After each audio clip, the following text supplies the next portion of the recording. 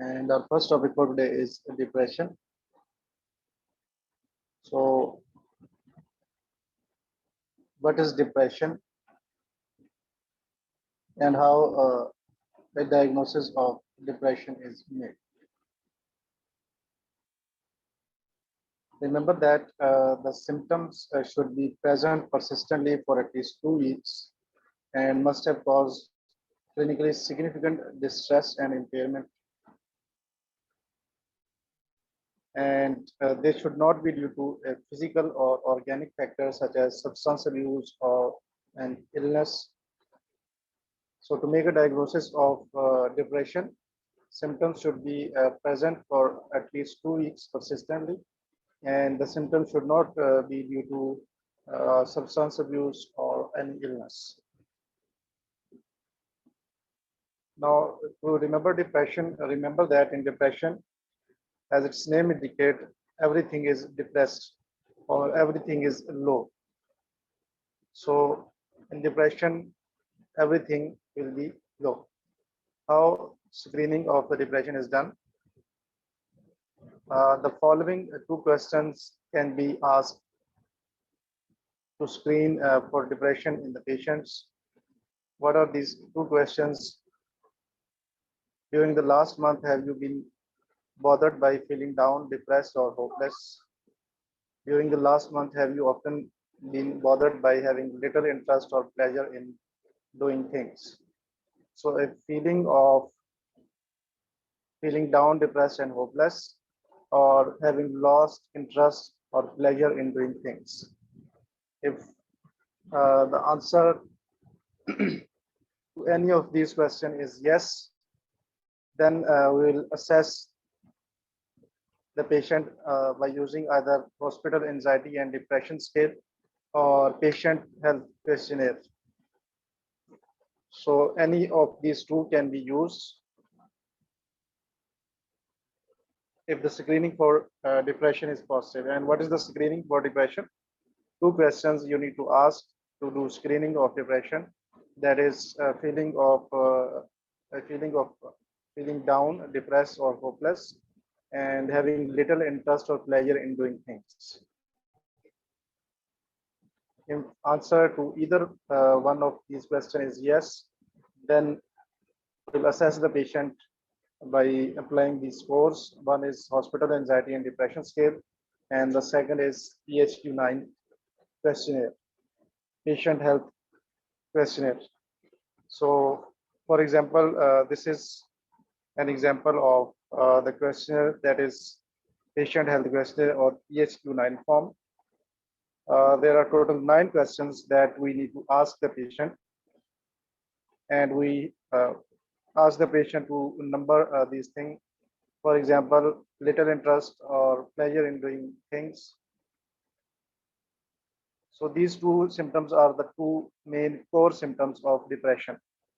That is loss of interest or low interest. As I told you before, that everything will be low. Low interest and low mood. If there is no low interest, then the score will be 0. If there is low interest in several days of the week or of the month, then the score will be 1. If there is loss of interest or pleasure in doing things for more than half of the days of a month, then the score will be 2. And if the loss of interest is nearly every day, then the score will be 3. Similarly, all the other questions will be numbered like this, and then the score will be calculated, that is PHQ-9 score.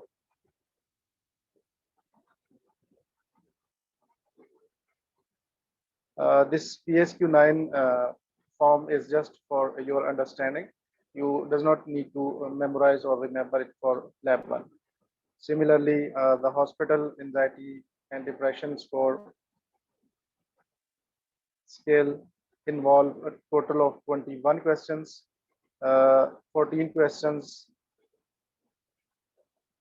total of 14 questions, 7 for anxiety and 7 for depression. And these questions are scored from 0 to 3, like we did in PHQ-9. and then the total score is calculated, and depending upon the score, uh, if the score is between 0 to 7, then we can say that the patient is normal. If score is between 8 to 10, then we can say it's a borderline. And if its score is 11 or more than 11, then we'll say the patient has depression.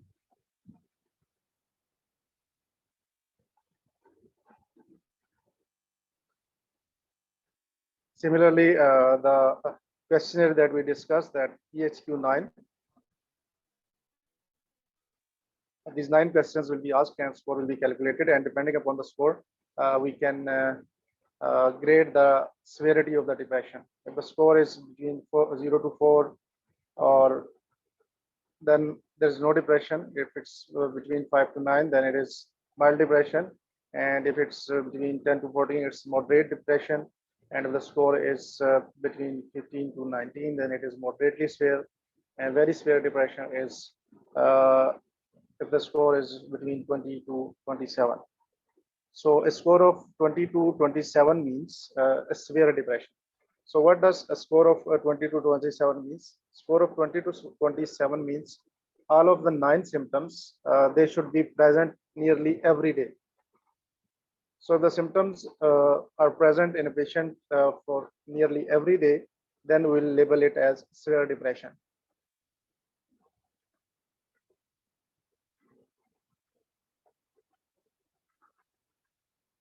NICE uses the DSM-4 criteria to grade depression.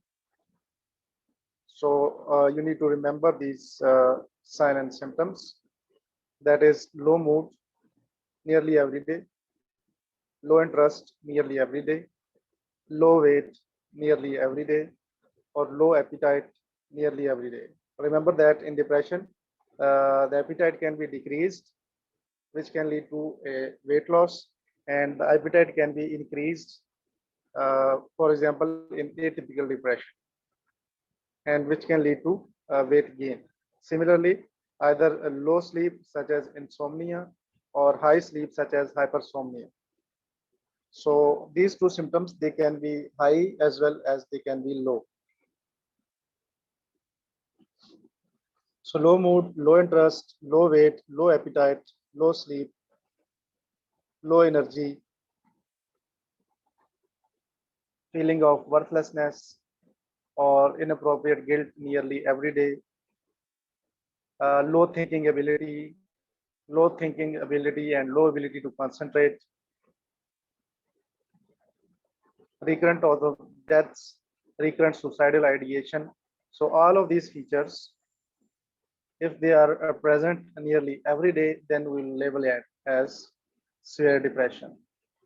So to label a patient with severe depression, you need to, there should be the presence of the symptoms every day for 2 weeks.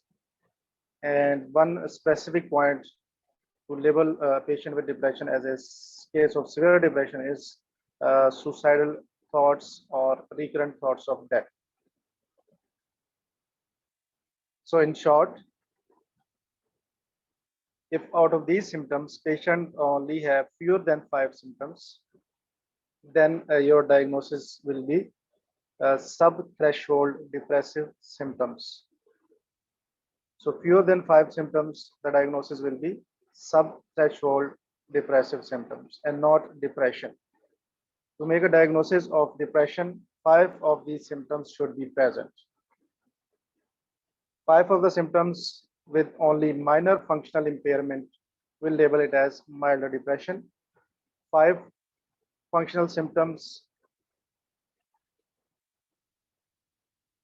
and functional impairment that is between mild depression and severe depression, will label it as moderate depression.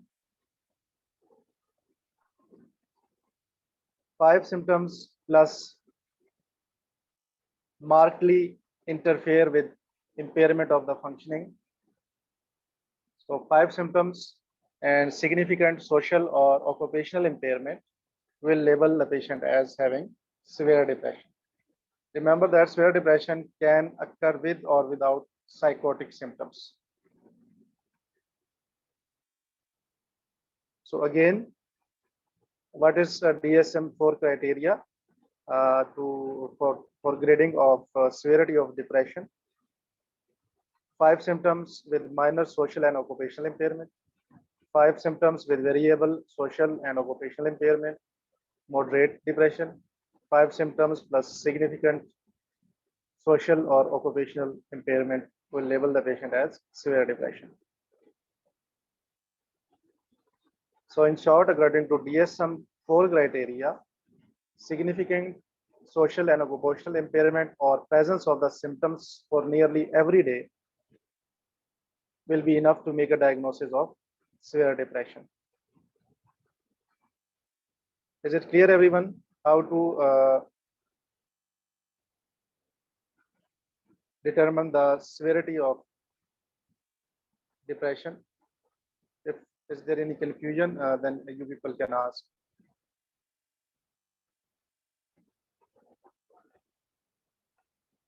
Anhedonia is a term that is used. Anhedonia means diminished interest or loss of pleasure in doing all activities most of the day or nearly every day. So loss of interest is basically known as anhedonia. And dysthymia is basically a variant of depression, that is mild depression for more than 2 years. What is mild depression?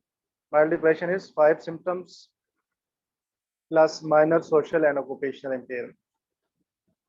So these symptoms of mild depression, if they are present for 2 years or more than 2 years, then we'll label it as dysthymia. So what are 5 symptoms?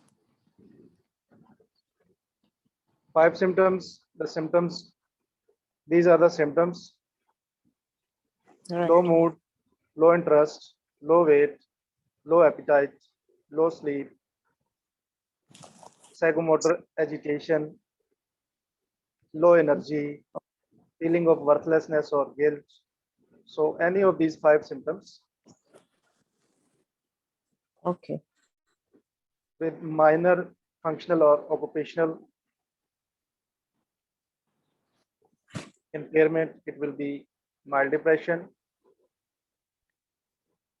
and significant functional and occupational impairment, it will be severe depression. In moderate and severe depression, more than 5 symptoms can be present.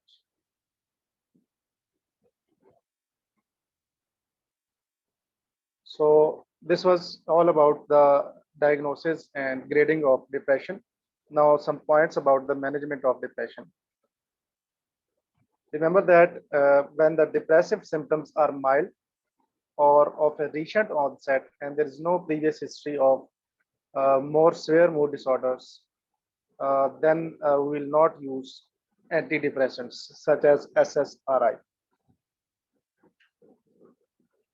The only treatment option in case of mild depression, or if the symptoms are mild and of recent onset, will be cognitive behavioral therapy, CBT. So mild depression does not require antidepressant treatment. The only treatment in mild depression is cognitive behavioral therapy. When should antidepressant be considered? A past history of moderate or severe depression, and initial presentation of sub-threshold depressive symptoms. So if sub-threshold depressive symptoms, what is sub-threshold depressive symptoms? Sub-threshold means less than 5 symptoms are present. Then we'll treat sub-threshold depressive symptoms if they are present for at least 2 years. Then you can treat sub-threshold depressive symptoms. Or sub-threshold depressive symptoms or mild depression that persist after CBT.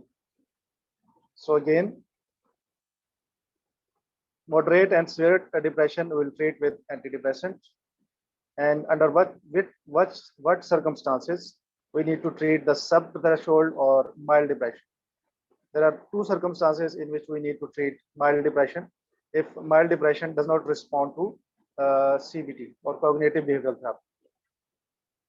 And similarly, if the symptoms are present for more than 2 years, then again we need to treat mild depression as well. Otherwise, the only treatment modality that we use in mild depression is CBT. So stepwise management of moderate and severe depression, it includes SSRI, such as fluoxetine, escitalopram, paroxetine, and sertraline. If ineffective for at least 2 to 4 weeks, if there is no response to antidepressants after using them for at least 2 to 4 weeks, then we are going to check the adherence, if the patient adherence is good or not. If the patient adherence is good, then we have three options: either to increase the dose of SSRI, either to change to a different SSRI, or try an alternate class of antidepressants, such as atypical antidepressants, for example, mirtazapine. So the first line drug in the treatment of moderate and severe depression is SSRI. SSRI take almost 2 to 4 weeks until their effect starts. So if within 2 to 4 weeks there is no effect, we'll check the adherence, and if the adherence is good, then we have three options: either we'll increase the dose of SSRI, or change to a different SSRI, or try another class or alternative class of antidepressants, such as atypical antidepressant, that is mirtazapine. Remember that antidepressants should usually show effect within 1 to 2 weeks. If there is no effect within 2 to 4 weeks, then we'll check adherence. And if there is good response to SSRI, then we'll continue SSRI for at least 6 months.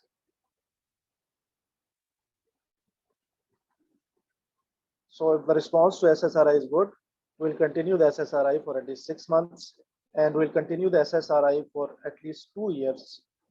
If the patient who had 2 or more than 2 depressive episodes in the recent past, or who experienced significant functional impairment during episodes.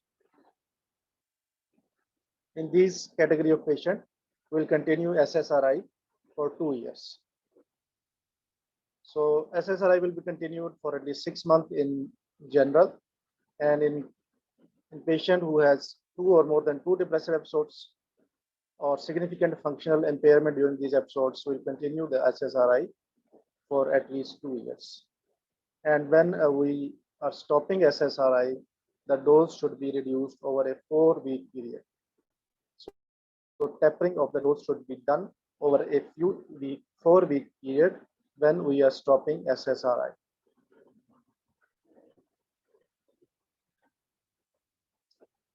If the patient stop these SSRI abruptly and experience delusions, then the patient needs a neuropsychiatric analysis. Now, what are the indications to hospitalize the patient with depression? So the two most important indications to hospitalize the patient or to admit the patient to the psychiatry ward, the two most important indications, they include serious risk of suicide or serious risk of harming others. So if there is a risk of suicide or if there is a risk of harming himself or others, then we'll admit the patient. Other indication include significant self-neglect, severe depression or psychotic symptoms, lack of social support, or there's a need of initiation of electroconvulsive therapy or treatment-resistant depression. So these are some indication for hospital admission in patient with a history of depression. The two most important one, and they are oftenly tested in the exam, is a serious risk of suicide and serious risk of harming others. And the other less common indication for hospital admission include self-neglect, lack of social support, psychotic symptoms or severe depression, or treatment-resistant depression, or initiation of electroconvulsive therapy. Now, what are the risk factors for suicide in a patient with depression? Remember that the most important risk factor for suicide is previous suicide attempt or previous self-harm history. So these are the two most important suicide factors, risk factors, that is previous suicide attempt and previous self-harm. Other risk factors for suicide include depression and other mental health problems, alcohol and drug abuse, and low socioeconomic status. So after admitting the patient to the hospital, what is the management of the patient?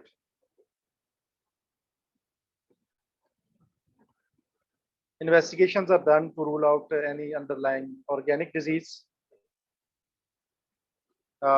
Treatment with SSRI or SNRI is started, along with lithium and cognitive behavioral therapy. So SSRI, SNRI, along with CBT and lithium can also be used in hospitalized patient with depression. And if nothing works, then we have only one option, and that is electroconvulsive therapy.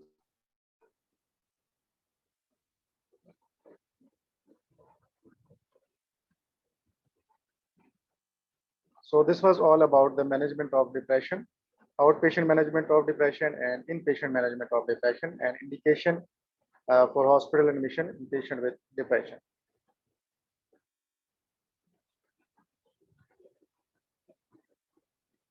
Is it clear, everyone, up to this point?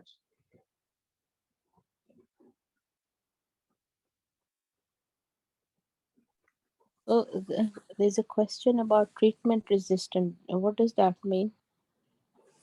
Treatment resistant means you have tried all the options, such as SSRI.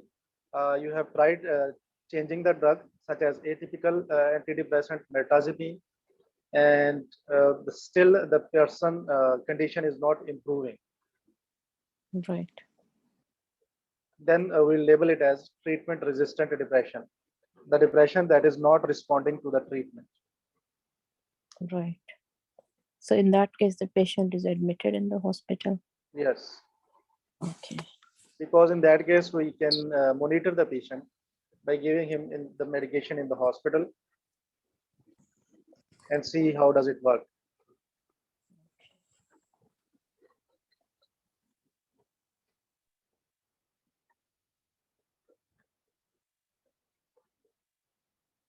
Any more question?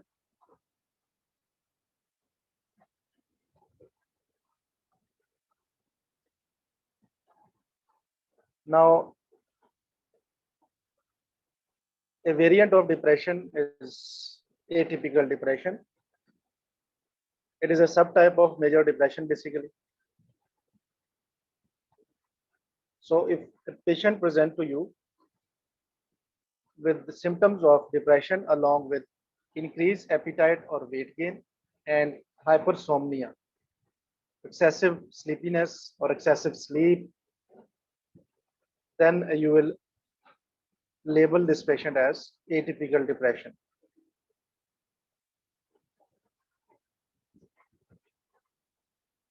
Other clinical feature of atypical depression, it include a low mood or depressed mood, but the patient remain active. What does this mean? He is able to enjoy certain experiences, but not to the normal levels. So two important symptoms that you need to remember to make a diagnosis of atypical depression is someone with the silent symptoms of depression and along with hypersomnia and hyperphagia and increased weight or excessive sleepiness. And latent paralysis is also a feature of atypical depression. What is latent paralysis? feeling of heaviness in the limbs. So hypersomnia, hyperphagia, and feeling of heaviness in the limb, your diagnosis will be atypical depression.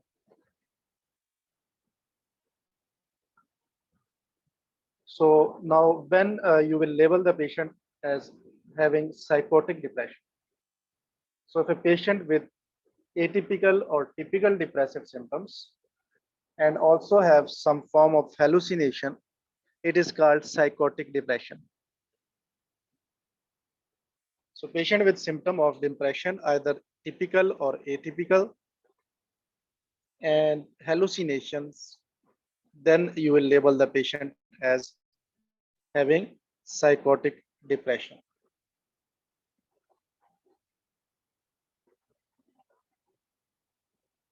So I hope the diagnosis of moderate depression, severe depression, and mild depression, atypical depression, and psychotic depression is clear to everyone.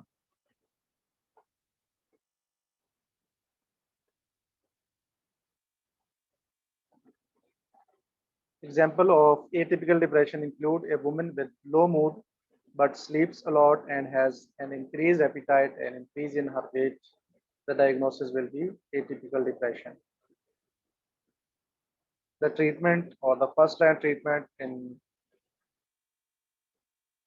atypical depression and in typical depression as well is SSRI. The initial step in the management of depression is CBT, and the initial medication is SSRI.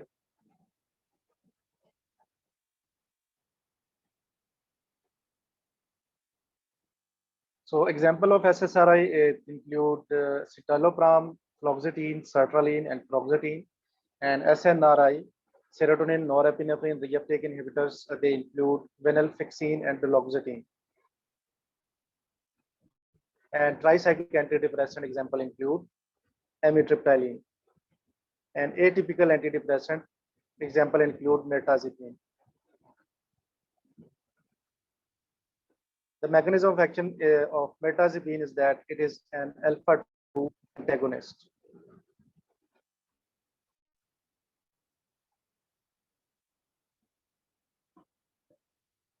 Remember that the best SSRI for the treatment of depression in patient with a history of MI is sertraline. So sertraline is an SSRI that is safe in a patient with a history of heart disease or MI. And if sertraline is not given in the option, then citalopram is the second line SSRI that is safe in MI patients. Remember that sertraline is the choice of SSRI in breastfeeding as well. So there are two conditions in which sertraline is the drug of choice for the treatment of depression. One is myocardial infarction and second is breastfeeding.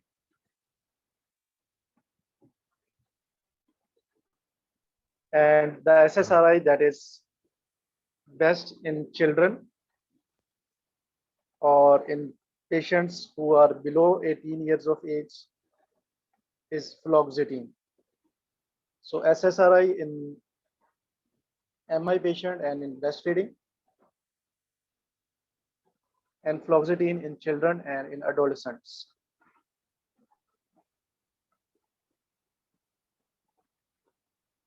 Now let's discuss some example of psychotic depression. What is psychotic depression? Depression plus psychosis. What is psychosis? Whenever there's hallucinations, then we'll label it as psychosis. So if someone with the sign and symptoms of depression plus psychosis, we label it as psychotic depression. For example, after the death of her husband 2 years ago, a 33-year-old woman has lost interest in life and would sleep less than usual and eat a lot. So loss of interest, insomnia, and hyperphagia, She sometimes hears her husband's voice and feel guilty for his death. So a female with depressive symptoms, and she also has auditory hallucinations. That is, she hear her husband voice and feeling guilty for his death. Feeling guilty for his death is basically delusion. So hallucinations and delusions, psychotic symptoms are present as well as depressive symptoms are present in this patient. So your diagnosis in this case will be psychotic depression. So someone with sign and symptoms of depression plus hallucinations or delusions. As in this case, your diagnosis will be psychotic depression. Remember that severe depression would have suicidal intent without psychosis. Whenever there is psychosis, your diagnosis will be psychotic depression and not severe depression.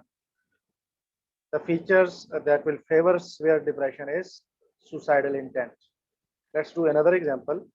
A 68-year-old female thinks that she has died 6 months ago and is distressed that nobody has buried her yet. She sometimes hears voices telling her that she is evil and needs to be punished. She has a past history of feeling guilty and personal inadequacy. So a female thinks that she has died 6 months ago and is distressed that nobody has buried her yet.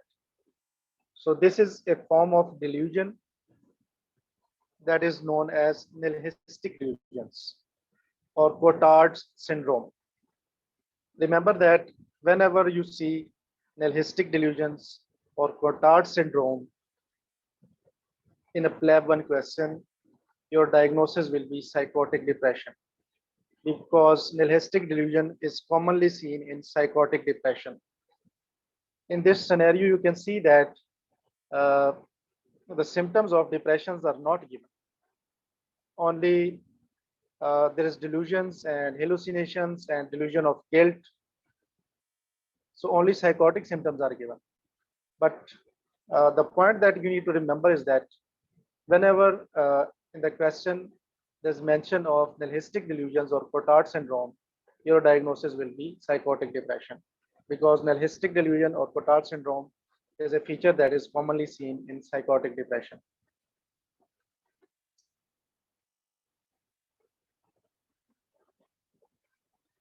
Another example, a girl has been feeling low since changing her school. She misses her friends at the old school. She stopped enjoying her best hobbies and activities.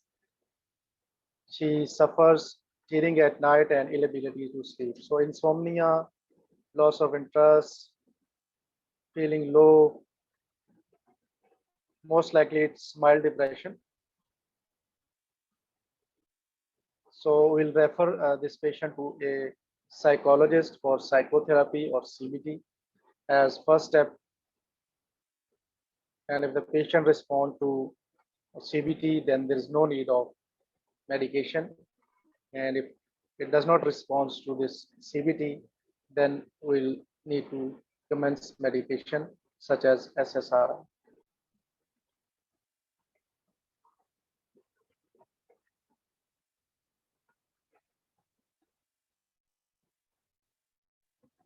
So whenever you see a patient with mild depression, you will refer the patient to psychologist, not psychiatrist for CBT because CBT is done by a psychologist. Now, another example is after the death of his wife 6 months ago, a 55-year-old man developed severe depression. He thinks that there is no point in living anymore.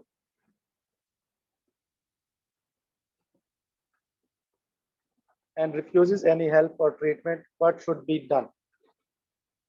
So, a patient with severe depression after the death of his wife, he thinks that there is no point in living anymore. So, thoughts of death, whenever there is suicidal intent, we will admit the patient to the hospital. In this scenario, you can see that the patient thinks that there is no point in living anymore. So we'll admit the patient to the hospital. even if he is refusing any help. A patient with severe depression or suicidal tendency, even if he refuses any help or treatment, we need to admit the patient under Mental Health Act. So sometimes in the scenario, the option will be given that the patient uh, is not refusing any help or treatment. In that case, uh, voluntary admission to the hospital will be done. But if the patient is refusing any help or treatment, then you can do compulsory admission even against the wishes of the patient under Mental Health Act.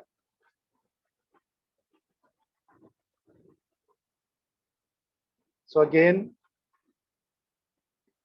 patient with depression and there is tendency of suicide or of harming others, we label it as severe depression.